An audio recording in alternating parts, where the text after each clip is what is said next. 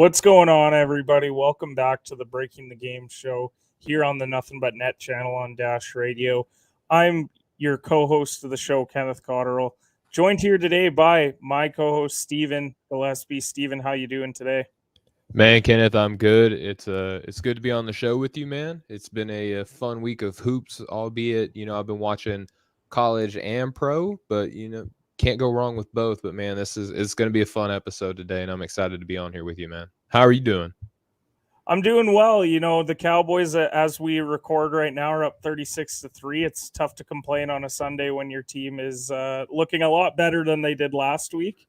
And just excited to talk some NBA with you here today. College basketball's back, so tough to complain when we've seen some really great matchups so far, whether it's Texas Gonzaga or Kentucky Duke, some upsets in other places as well. So it's an exciting time. If you had a chance to watch any college yet? Oh, you know that I have, man. I'm all over the Twitterverse here and, chopping up film of a lot of these prospects, putting them together, looking at areas of improvement, looking at their strengths, a little bit of comparisons. I'm having a lot of fun doing some video editing and some scouting. And again, NBA's in full swing right now. We're about a month into the season now, man. This is week 4 of the NBA's already been, in the books, and I'm excited, brother. Oh, for sure. We're starting to get to that point where we're figuring out what teams are going to be this year, what teams are going to struggle ultimately. We've already seen teams go on massive losing streaks, winning streaks, and everything in between. We went streaking last week. We're not going to this week. We're going to be talking about some headlines. We're going to be hitting you with the headlines, actually, is what today's episode is going to be all about. But before we get into today's episode, let's talk about the newest sponsor of the Off the Ball Network, Built Bar. Built Bar is the newest sponsor of the Off the Ball Network. If your kids find out how good these bars truly are, you're going to have to buy more. They've got great flavors such as cookies and cream, strawberry, peanut butter brownie. Built Bar also has a new mystery flavor, and if you guess the flavor correctly, you could win a prize. If you use the promo code OFFTHEBALL in all caps when you check out, you can get a 10% discount, and that's at built.com. My fiance and I, Victoria, already have bought these bars. They're so great. They're not kidding when they say that they do taste like a chocolate bar. We're going to be ordering some more right away here. Steven, what do you think of Built Bar? Man, so, as soon as we got this sponsor, I was just like, mama, I made it, because Chad Ford is promoting these. Everyone over at the Locked On Sports Network is on these. I had Sam Ferris on Draft Capital this past week, and while I was promoting Built Bar unsolicited, he just kind of raised one up in the middle of my ad read and was talking about it. So they got great flavors, man. Peanut butter brownie, coconut, strawberry, that mystery flavor. Cool things, if you go on the site built.com and enter in a prize, you could win some, or you enter in what you think that flavor is, you can win a prize. And you can also, again, save 10% with the code off the ball at checkout at built.com. So you can't beat it. It's good for you. It's good. You can save money. I don't know what else you need to do other than just go to the website and place your order. Definitely a lot of great stuff over there. We've got the bars, we've got the bites, we've got the boost, and the broth as well. I know my fiance's not feeling too great today, so she might be trying out that broth right away here, hopefully to feel a lot better. But yeah, go and check out Built Bar. They're a phenomenal sponsor that we have with the Off the Ball Network. So as I said, hitting you with the headlines. That's what today's show is all about. We're going to be talking about some of the major headlines from the last week in the NBA. But before we get into that, Steven, every Friday I release my NBA power rankings. And with those power rankings, we see a lot of movement every single week. We had teams like Utah that were at the top last week. They go on a bit of a slide, and so they move down a spot.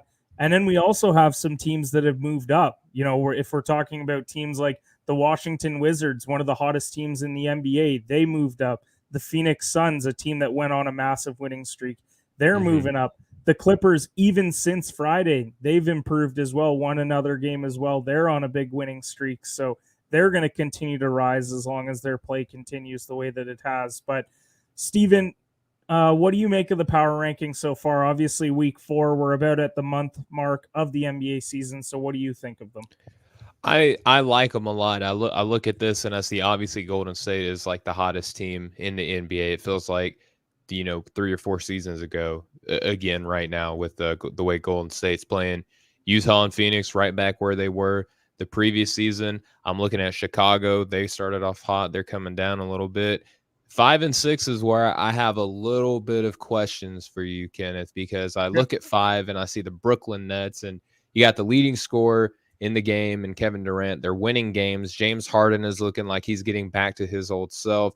LaMarcus Aldridge has had a really strong season as well. And then the Washington Wizards, best team in the Eastern Conference. I'm just curious as to why they are sixth on your list. But rounding out the top 10 real quick, Kenneth, you got the LA Clippers, the Dallas Mavericks, the LA Lakers, and then the Denver Nuggets. So again, Kenneth, 5 and 6, the Brooklyn Nets and the Washington Wizards. If I could please just get an explanation on why these guys are lower than I would probably have them. Oh, for sure. So when we're talking about Brooklyn and Washington, head to head, Brooklyn does have the advantage there. It was early in the year though, so I don't weigh that too much into it. When I look at Washington, I didn't love the losses the prior week to Atlanta, losing versus Toronto at home as well. I didn't like those losses. I thought that they could have played a lot better in those games. Now the past week they've been great, even as recent as last night. They beat Orlando by a dozen points, so they're continuing to roll. And I think they have an opportunity to move past them. I mean, I look at their schedule this week. They've got those lowly New Orleans Pelicans tomorrow night. So that's a game that you have to get. And if you don't, then that's really going to hurt your rankings overall. But then you've also got Charlotte in there and you got Miami on a back-to-back. So I think it's a great opportunity for Washington to prove that they deserve this spot. On this show about a month and a half ago, I had on the Hoopers, and we were talking about Washington as that team that we could see them finishing in the top 6 or 7 teams in the Eastern Conference because you have so many players coming into the year with chips on their shoulders like Montrezl Harrell and Kyle Kuzma and Spencer Dinwiddie, a guy that, had a tough injury having played like an all-star prior to it. So this is a team that can definitely be there in the Eastern Conference playoff hunt. I think it's all name recognition a bit for me. I look at the Brooklyn Nets as a true title contender this year. They're playing good basketball now without Kyrie Irving as well, which I think is just another testament to how good they have been, and that they lose an all-NBA caliber player from their team and they're still winning games. And so just the slight edge to Brooklyn here, like it's almost like a 5A, 5B, but I had to give the name recognition a little bit more love this week.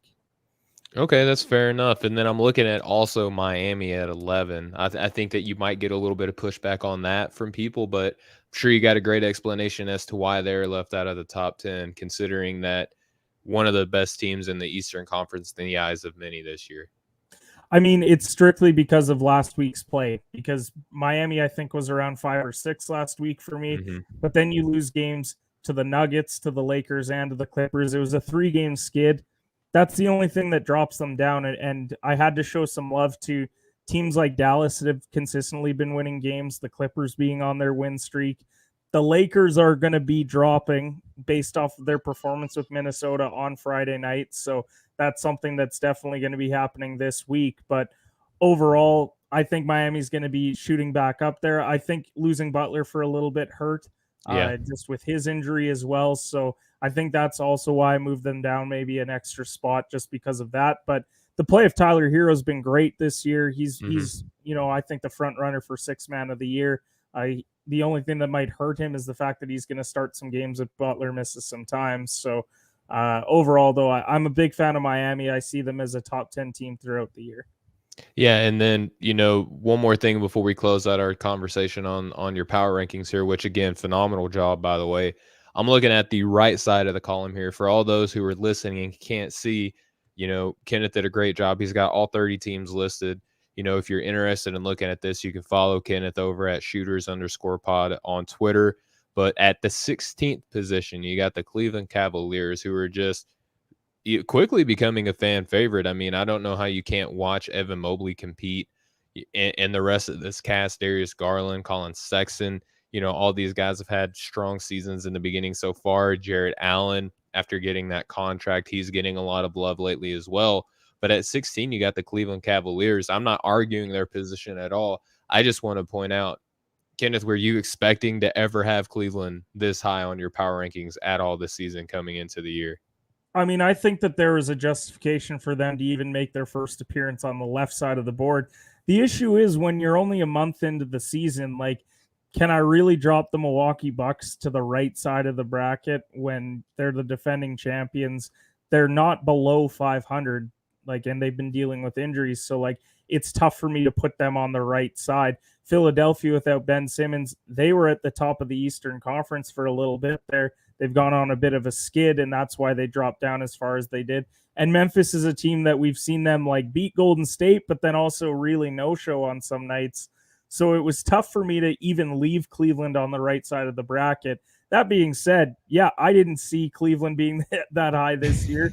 I mean, it's a team that I thought had potential for the play-in game, which, if we're talking about that, then it's like in the 18 to 20 range this year. Mm-hmm. But I never thought that they would come out starting as well as they have. And I think a big reason why is because they've been getting output from so many different guys. And guys like Ricky Rubio, that's been a journeyman for a number of years, he went out the other night and dropped 32 points. Like, I never thought that in the year 2021 I'd be saying Ricky Rubio with 32 in the game. Like, what? Like, he's always been a distributor, and then he's like 7 of 7 from 3. Like, okay, interesting. And then Kevin Love playing some minutes. I wasn't sure if he was even going to suit up this year for this team, because I know that he's under a big contract, but it's been pretty clear that he doesn't want to get bought out, but he also doesn't really want to be in Cleveland. So it's nice to see him as a professional. I know we talked about that before, of him showing up to work, competing for this team.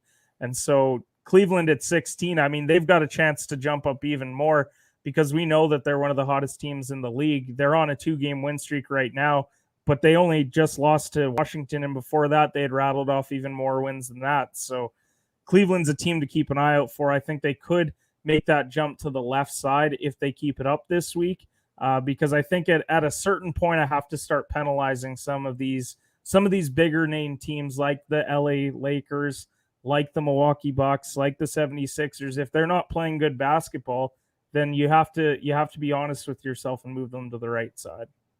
Yeah, that's fair enough, man. But again, Kenneth, shout out to you. Those rankings are incredible. I wish I had the mind and the forethought and the intentionality that you have in your rankings, man. You did a tremendous job there, and appreciate you entertaining some of the questions that I have for you on them. But we'll move forward here, man. You touched on the fact that we're going to be hitting people with the headlines today, and there was no lack of headlines this previous week of the NBA. And if you go over to offtheballnetwork.com, where you can get all of your sports needs, by the way, great articles on betting, on soccer even. Kenneth, you did a great job on an article where, you see this in the NBA, where do you give a guy who just has playing experience a chance to run a club in soccer? We see that all the time in the NBA, and sometimes it works out, sometimes it doesn't, right? But a lot of great articles over there at offtheballnetwork.com. But I just wrote my 4th edition of the, full court report that's live today. It actually just went live before we're airing this show.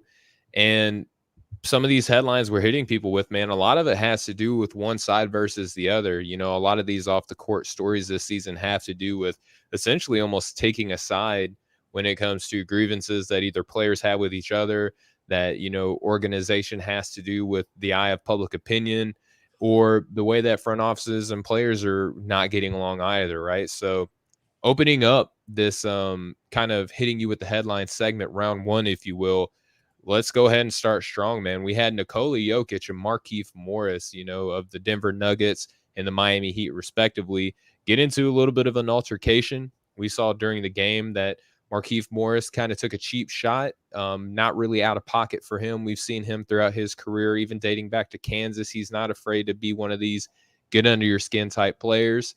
He did just that against Nikola Jokic. And for a guy who has the nickname the Joker, I don't think that any of us were expecting to see the retaliation that he gave back to Markieff Morris. But Kenneth, I'm curious, I listened to our guy, Chris LeBron.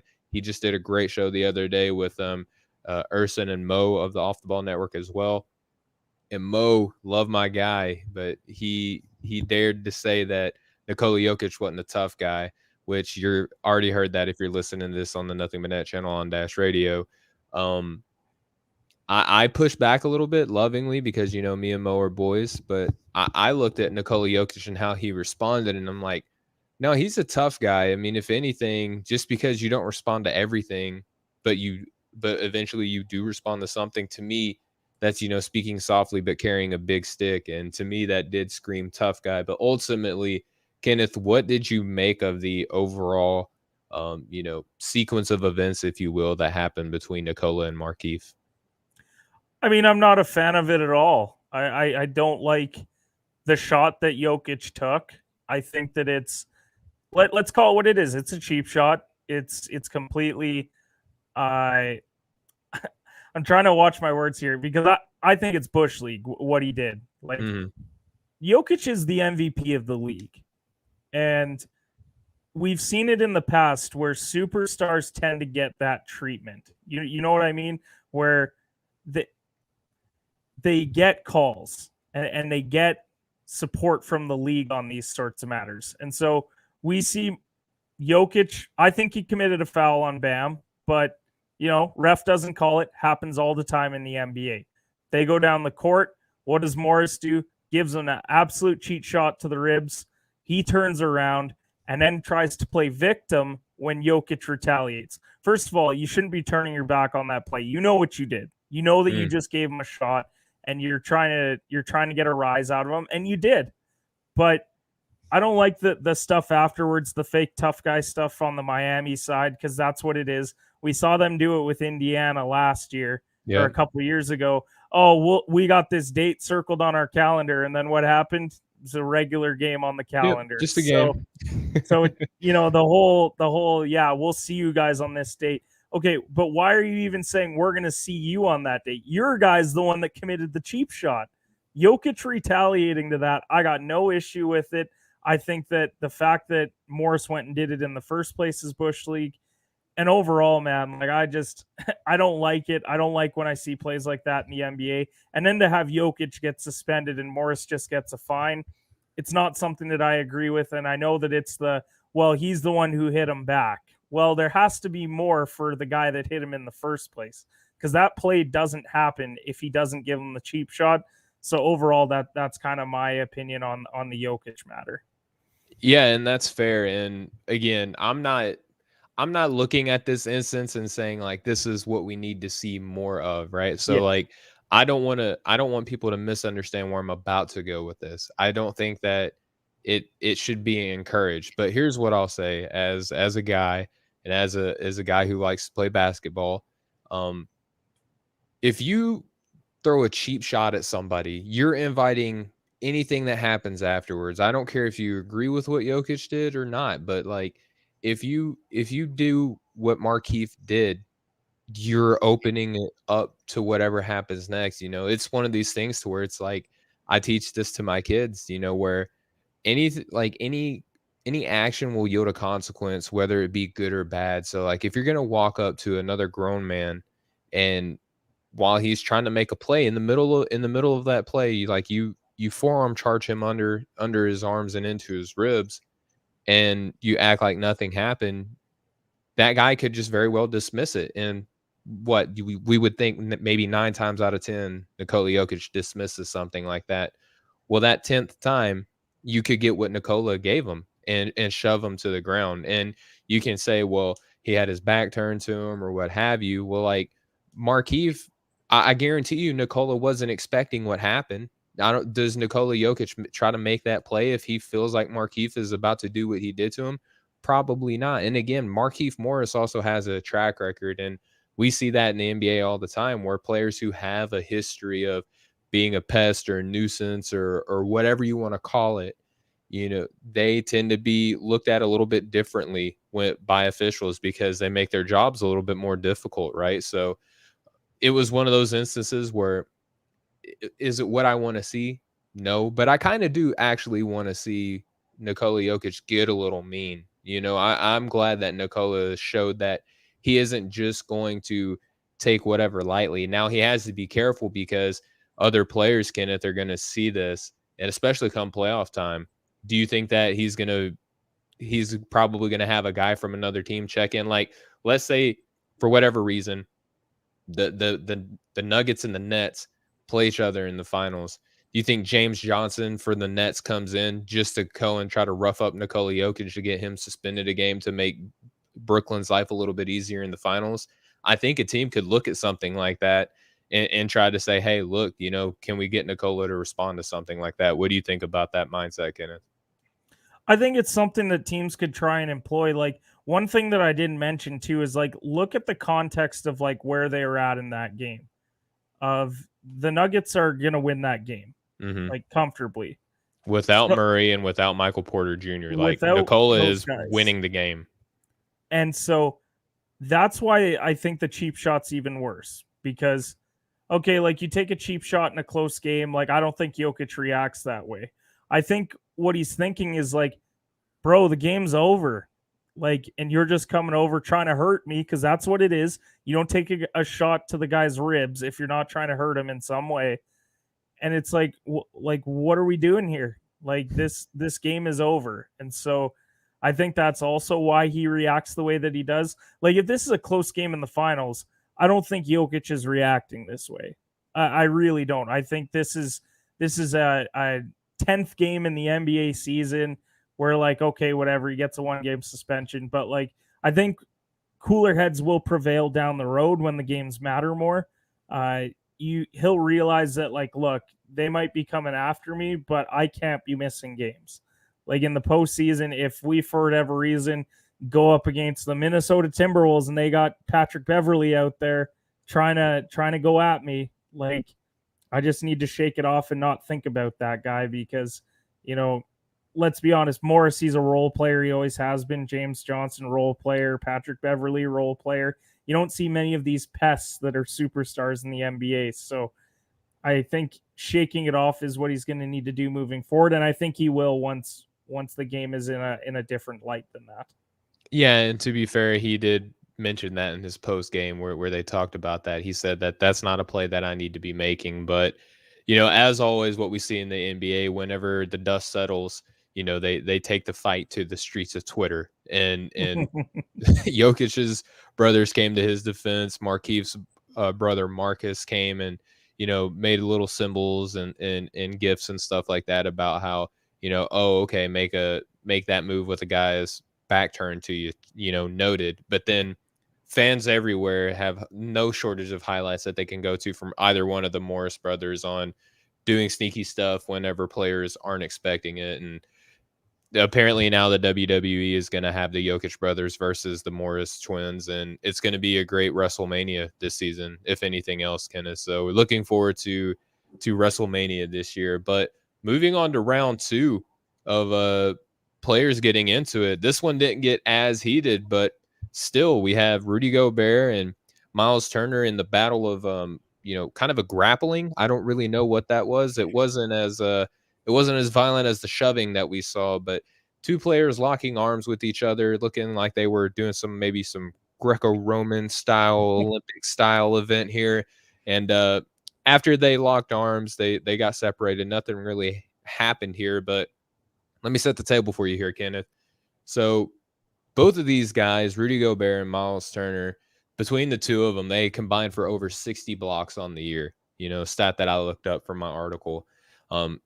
So to see any of these guys block a shot shouldn't be a surprise, but maybe it's one of those instances, Kenneth, where it's like, I'm the better shot blocker than you. What are you doing blocking my shot type thing? Kind of a professional pride instance here where Rudy Gobert had his shot blocked by Miles Turner, who is leading in blocks this year over Rudy Gobert. Gobert on the way down kind of grabs Miles Turner's shorts to prevent him from running on the break. And then Turner doesn't like that, shoves him back. And then Gobert goes to lower his shoulder and topple him over. Turner doesn't fall. So they just lock arms and spin in a circle until they're separated from each other. I don't know how much you've had a chance to look at the film of this or look at the results or anything like that. Other players got involved too. We'll talk about that here in a little bit afterwards. Joe Ingles, and then we'll get into a little bit more of a discussion on Donovan Mitchell. But overall, what did you make of this scenario, Kenneth? To me, it's just two guys that play with a defensive edge, just locking up. Like I don't think that it's what I like is that there's no punches thrown. There's nothing too crazy about it. Like as you said, it's a grappling match more than anything else. That might be a better WrestleMania match than Jokic brothers versus Morris brothers. Just watching these two grapple each other. Maybe Olympic Locking wrestling in the future hands for on either of them. forearms and hands behind each other's heads and trying to spin in a circle, see who can knock each other over type thing. It just reminded me of watching really bad high school wrestling more than anything else. But I mean, overall, like, yeah, there's no punches thrown. Guys lock up. I think the big thing was the shorts grab, because I think in the league, these guys are shot blockers, right? You said it, 60 blocks combined. So one guy's trying to go and score at the rim. The other guy tries to swat at him, probably fouls him, doesn't get called. So then as the guy's falling, grabs his shorts. So then I think it's just, a little bit heated. And then these guys are also competing for defensive player of the year. Like I think that they have that matchup circled on their calendar because it's like, okay, this is the other defensive anchor in the league. Because I think that they are the two best defensive anchors in the NBA at the center position of like what they do, rebounding, defensively, shot blocking. I think that they're two of the best. So yeah, I think they have that game circled. So when one guy really tries to block the other one and he thinks he gets fouled, I think it's just competitive edge coming through. Plus, keep in mind they're in opposite conferences. They only play each other twice a year. So these matchups are few and far between the two of them. So when they do play the turnaround, I don't think that they're going to be tweeting at each other like, oh, I got it circled on the calendar. But I think internally they will. Internally, they'll be thinking like, okay, maybe one guy thinks the other guy got the edge on him that week. And so I do look forward to watching them play each other in the future because they're almost like mirrors of each other, the way that they play the game, like a lot of dunks, a lot of that stuff. I would guess Turner's the better like perimeter scorer because Gobert doesn't have that in his game, but Gobert's probably got a little bit more in the post game side of things. So overall, I think it's a nothing play down the road. I don't think that they'll be thinking too much about it. They might not send Christmas cards to each other, but I think they'll be okay. No. What a shame. Yeah, absolutely. So moving forward from that, again, once the dust settled from their scuffle or bout or whatever you want to call it, there was a $35,000 fine given to Rudy Gobert. Joey Ingles actually received more of a fine than Miles Turner. He received a $30,000 fine. Miles Turner received a $25,000 fine, and then Donovan Mitchell received a $20,000 fine. What was interesting about Donovan Mitchell in this situation to me, Kenneth, was not so much that he got involved or not so much that he got fined, but it was his comments afterwards. And, listen, the Utah Jazz, for whatever reason, because they're a small market, they feel that maybe it's almost a knee-jerk reaction, but they feel it's a necessity to point out officiating, to point out rules a little bit more. We saw this last season with them, and I think even the year before, but this season, Donovan Mitchell has launched another, I don't know if you want to call it blame or critique against the officiating in the NBA. But since we've had rule changes this year, Kenneth, we've seen defense being a little bit more edgy, the offense not being able to get as many calls, things like that. Donovan Mitchell may be kind of spearheading a counterattack against this new rule change to where he's pointing out that these officials are letting guys, get at each other throughout the game. When they have an opportunity to kind of nip it in the bud early, they just let guys play through it. Donovan points out that you might see more of these instances, and we already have so far, of guys not taking it too kindly, that they're getting roughed up a little bit more than what they were used to.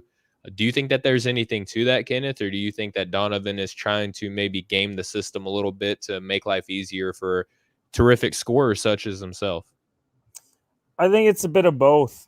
Like, I think Mitchell's a guy that really benefited, like not to the extent of like a Trae Young or a James Harden or a Lillard, but he benefited a lot from, the way that the shooting calls and everything were last year.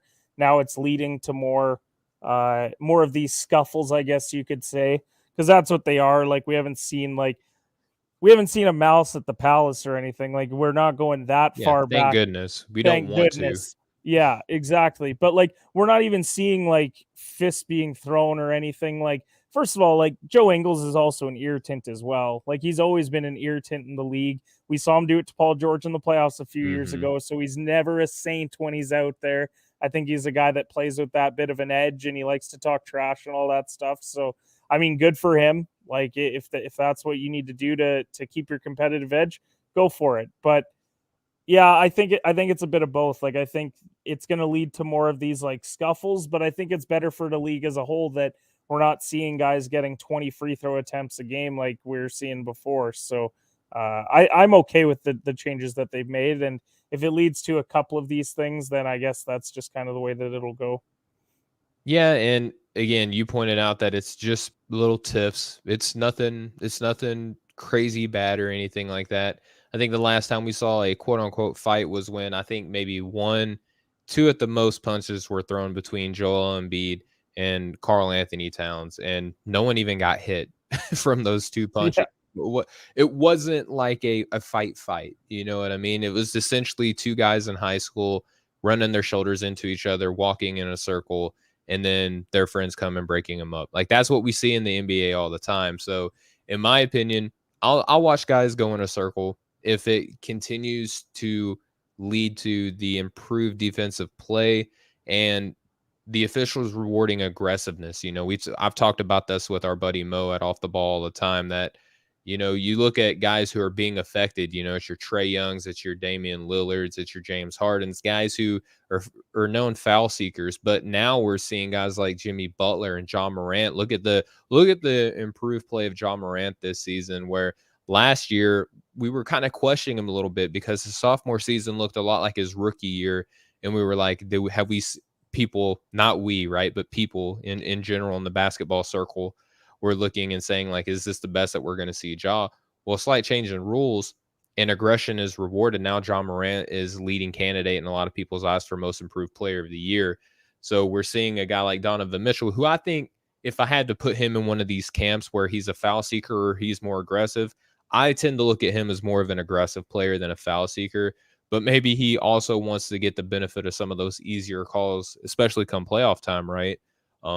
I think that he does bring up a good point, though, that refs can stop this stuff early, but we need to know exactly where he's pointing at. He can't just say, like, guys have been doing this all game. You can't come at us with a vague response.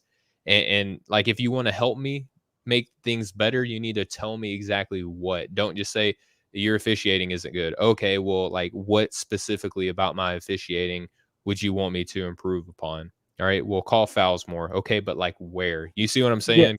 Like, Well, because we saw Trey Young tweet the other day, where he pointed to an instance where he got called for, I think it was a technical or something, and he put the video out and was basically just like what did I do? Like, so, if that's something that you feel like you have to do, like, as long as you're not openly criticizing them and just saying, like, in a way that Trey did, of just like, here's a video of, like, I got hacked, and like, doesn't get called, like, okay, like, point out where it's actually happening. And yeah, there's a way of going about it, because if you do it improperly, that's when the NBA is knocking on your door and asking for your money, and that's not a situation that you want to get into. But if there's a way that you can point it out to them and say, like, look, this is just instances that I'm noticing where I think that the officiating could be better, even if it's just discussing it with the league in private, like, do that and just say, like, look, like,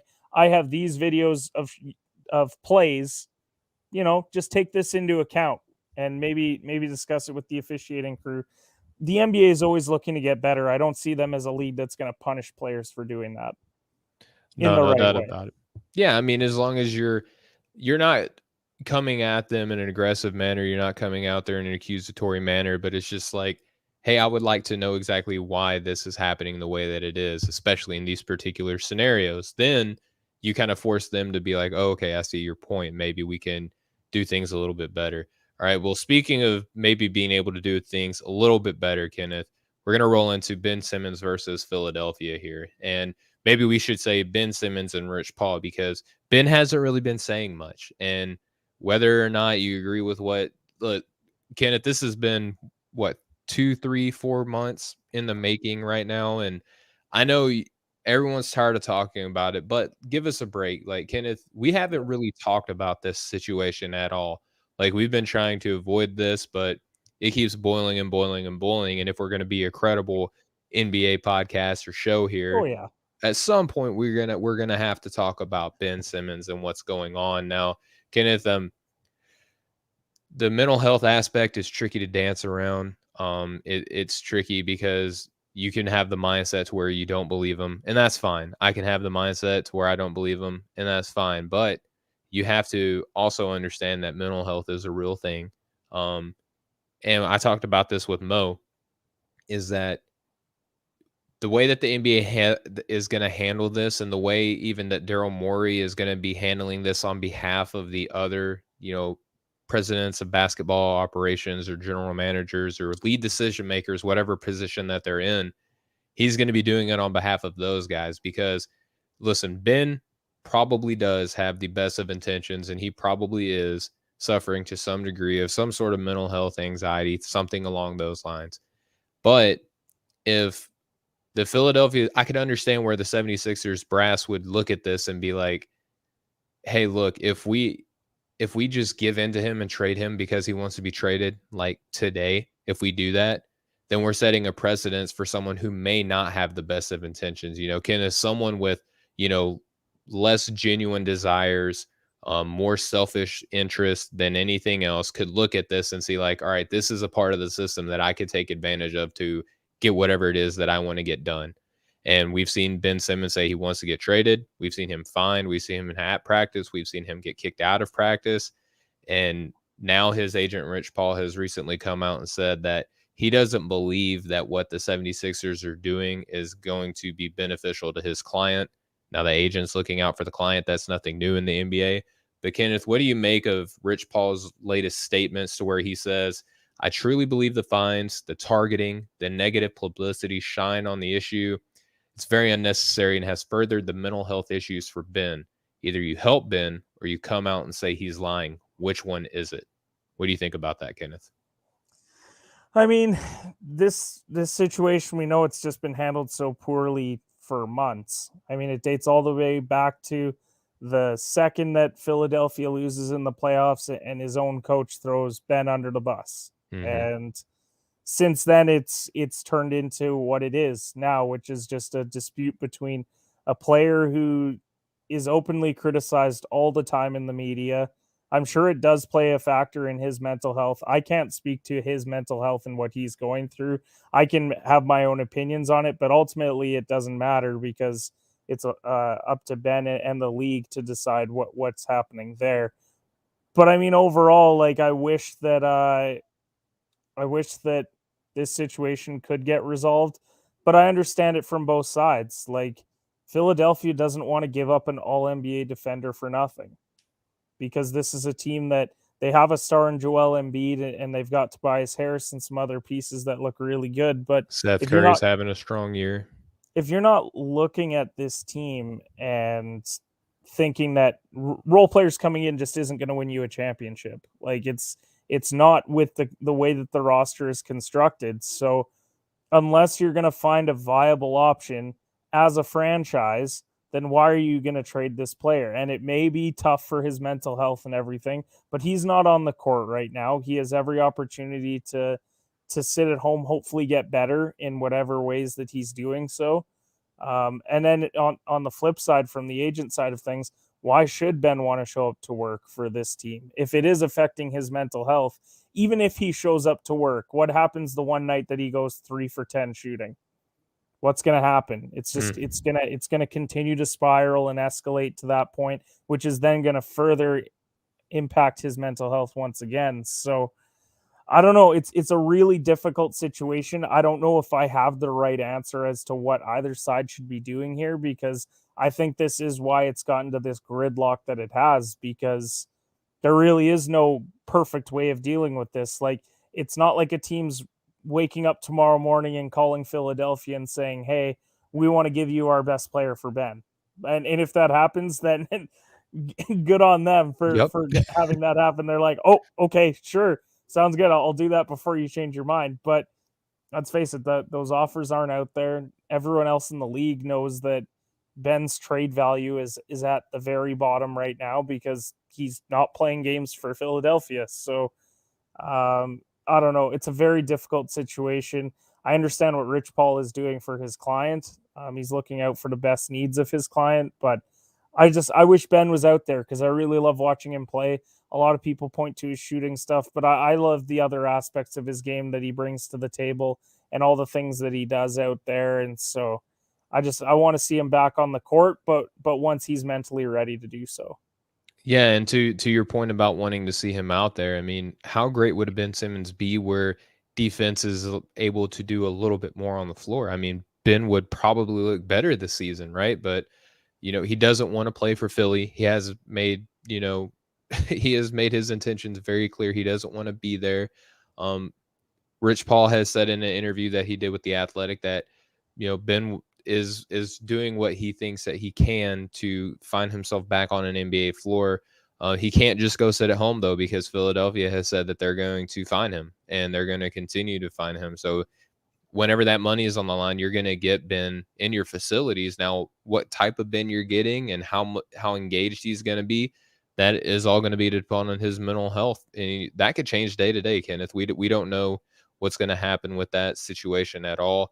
And to your point about the trade, not only is his value low, but you don't ever get value back from a player that is as good as a Ben Simmons or better, right? I mean, even if you look at a Kawhi Leonard, the San Antonio Spurs got back DeMar DeRozan, but DeMar DeRozan in San Antonio looked completely different than the one that we're seeing in Chicago this season. Like if San Antonio got the Chicago Bull DeMar DeRozan and had more assets around him, he would look a lot better, right? So it's always a roll of the dice. You never know if you're going to be getting, that type of DeMar DeRozan where in San Antonio, where he's a good player, probably an all-star level player. But if you get this Chicago Bulls one that we're seeing this year, that's something else entirely. And Philadelphia has the players that could surround that type of player and highlight his strengths and hide his weaknesses a little bit better than a lesser team. But overall, Kenneth, it's an ongoing issue. It's an ongoing situation. And it's something that,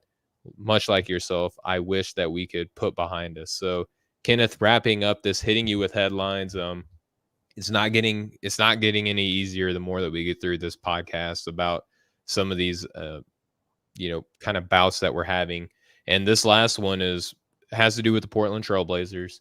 We know last week that there was an investigation launched against them, in particular Neil Olshey, for creating a hostile work environment. And again, this might have to do with mental health. This might have to do with harassment. This could, intimidation, bullying. A lot of these allegations stem from that. And what makes this situation even a little bit more strange is what we saw this week, Kenneth, where, former president and CEO Chris McGowan just stepped down. And allegedly his contract had expired at the beginning of November, which is when these investigations were launched. But it was only a couple of days ago, November 12th, that the Portland Trailblazers released a tweet from Chris McGowan saying that he was going to be stepping down. The timing is weird. I could understand why you would look at this and say, like, okay, maybe is he trying to hide something? But also it could just be poor timing, just strange circumstance that his contract expired and he's doing what he thinks is the best way to handle this and to step away now. And maybe waiting a week he thought was a better look. I don't know. Kenneth, what do you make of this? Because it's just, we don't know anything right now, really, other than that allegations are out there. Nothing hard, nothing fast has come out yet. What do you think of kind of the sequence of events that are coming out of Portland? I mean, the McGowan situation is it's puzzling because it feels like there's more there and we haven't got to the root of it yet. I think in time we will, but I mean, stating that after 10 years they felt that this was the time to make a change. Okay, but why now? Mm. Like what has changed in the last even couple months that has made you think that now is the time for change? Like, you've got a superstar in Damian Lillard with an average supporting cast around him outside of CJ McCollum. Portland's not winning a lot of games, but like they're kind of where we always think they are going to be in the Western Conference, where like, yeah, they could be the 10, they could be the 6, probably somewhere in between there. But it's a weird one to me. Like as you said, it's a situation that could have a hostile work environment. So maybe there is more to come on this story, and when it does come out, then it could be damning for some people, whether it's him or whether other people inside the organization. I mean, it wouldn't be the first time in the NBA that we've seen it happen. You know, we saw everything with the Clippers a number of years ago with Donald Sterling. That ultimately led to him being banned from the NBA. You know, we've got this Sarver story in Phoenix that came out. How many of those allegations are true is yet to be determined, but it's something to keep an eye out for moving forward. And now we have this in Portland. So we're seeing a trend of these situations happen within the NBA.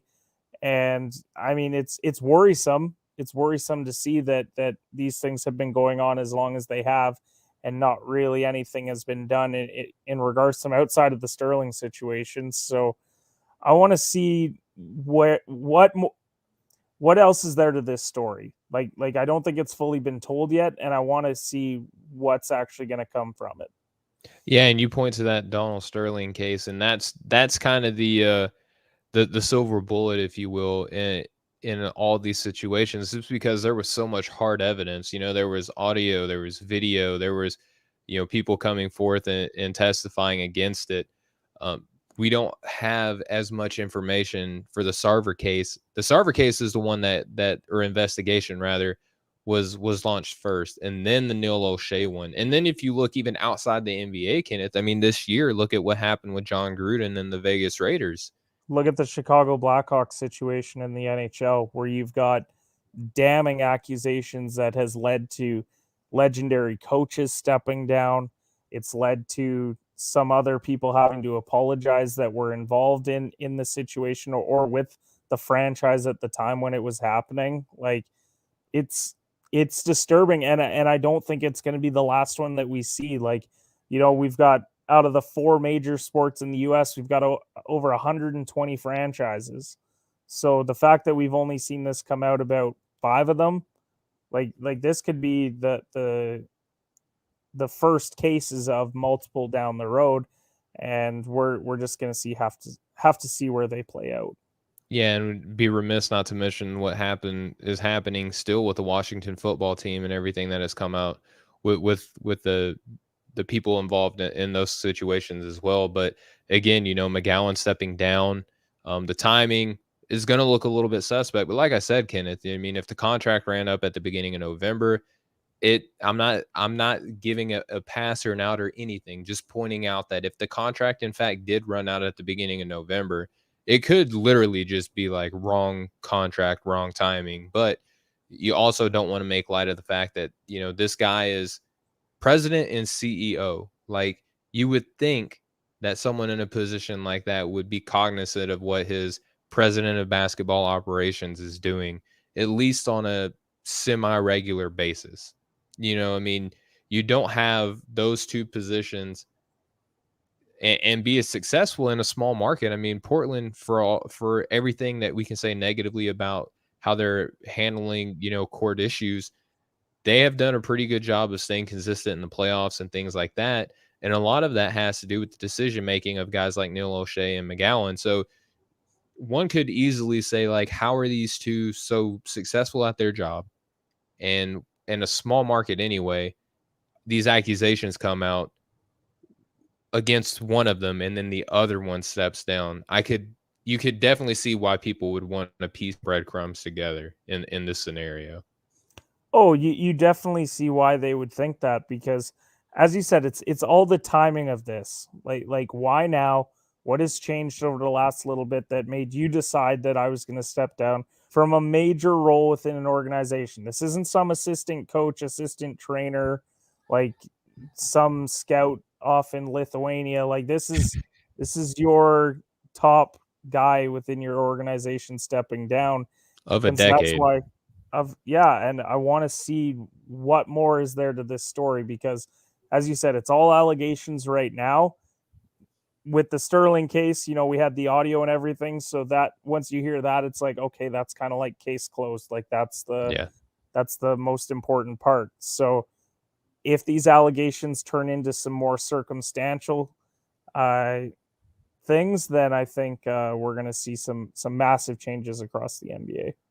Yeah, and here's hoping that, one, that it would be just amazing, Kenneth, if nothing bad was happening. And it's not to exonerate anybody who has done something wrong. I'm just saying, like, I would love for there to be no problems. You know what I mean? Like, I don't want anybody being harmed. I don't want anyone being, you know, bullied or intimidated. I don't want anyone being, you know, anything. I don't want anyone to have anything bad happen to them. But for those who have had bad things happen to them, we hope that, justice prevails, that, the due diligence is given in this situation by the team that's investigating it, and those who have been harmed or wrong get the justice that they need, man. So, Kenneth, as always, it was fun talking NBA with you. I'm glad that we were able to unveil your shoot power rankings here on the show.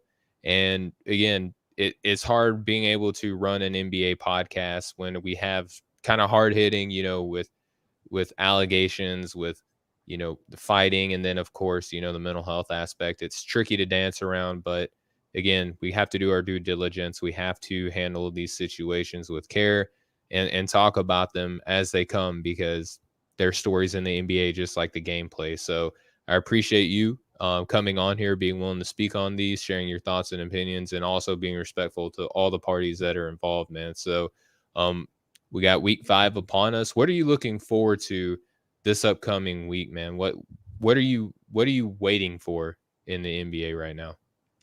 I'm waiting for some of these top teams to like truly separate themselves, because we talk about a team like Washington, and it's a great story for them to start 9-3. Like, to have them at the top of the Eastern Conference is really encouraging.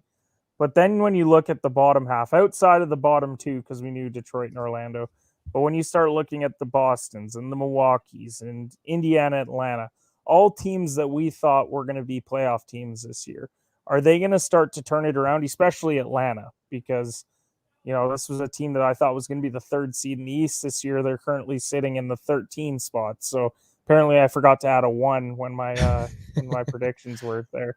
But no, and then you look at the Western Conference, and I think it's about where we thought it was going to be. So, yeah. I mean, you look at the 8 teams in the playoffs, like, yeah, Memphis could be in there. We could see a team drop out. But, like, you look at the standings, and I'm like, okay, I could see that 82 games in. Now let's see if that can start to happen in the Eastern Conference, or maybe there's a couple teams that we're maybe a little bit too high or too low on heading into the season, which happens every year. Yeah, I mean, it's only a matter of time before you're never going to have the same 8 teams make it year in and year out. And, Washington, Chicago, even Charlotte for a little bit, they kind of came back down the earth, but they're starting to put it back together at the same time as well. There's a number of teams, man, where you're surprised one way or the other, and it's cool just to be able to see. But Kenneth, again, thank you as always for coming on the show here, brother. Before we sign off, just let all the fine viewers and listeners and fans know where they can find you and your work. Definitely. You can follow me on all social platforms at shooters_pod. Coming up right away now on the Nothing But Net channel on Dash Radio, you've got Shooters Shoot. That's my show. I got Walker Bailey on. We're going to be talking about some NCAA. We previewed the entire season, including giving our Final Four picks and our champion picks. Shocker, I went with Duke. I know that's really surprising to everyone who's been a long-time listener of the show. That you might get a promotion. That I chose my Duke Blue Devils to win the national title this year in Coach K's final season. But just be on the lookout for that, and offtheballnetwork.com for all your sports needs. We got some great articles over there. NFL betting article every week, NBA articles, a whole bunch of great stuff. Yeah, absolutely. And then for myself, you can follow me on Twitter at Stephen G. Hoops. You can follow me on Instagram at Stephen W. Gillespie. You can follow Breaking the Game as a whole at BTG NBA Pod on all social media platforms. You can follow Off the Ball Network at Off the Ball Network on Instagram, at OTB_network on Twitter. We got a YouTube channel, which this show right now, if you're watching us on YouTube, appreciate you and your subscription. Please tell your friends. For those who are listening to us, got a YouTube channel at Off the Ball Network. Go check that out because you can find our show and then a bunch of other great shows on there as well. Go to offtheballnetwork.com for all of your sports needs, and keep it pumping here on the Nothing But Net channel on Dash Radio, because Off the Ball Monday is in full effect. Tune in on Wednesdays because Nothing But Airtime has made his debut recently, and then also Draft Capital airs on Wednesdays and Saturdays as well, which is where me and Chris LeBron talk about NCAA basketball, much like our buddy Kenneth here. But for Kenneth, for myself, for the Off the Ball Network, for the Nothing But Net channel here on Dash Radio, this has been Breaking the Game, and we will catch up with y'all next Monday on Off the Ball Monday. Much love, everybody. Much love.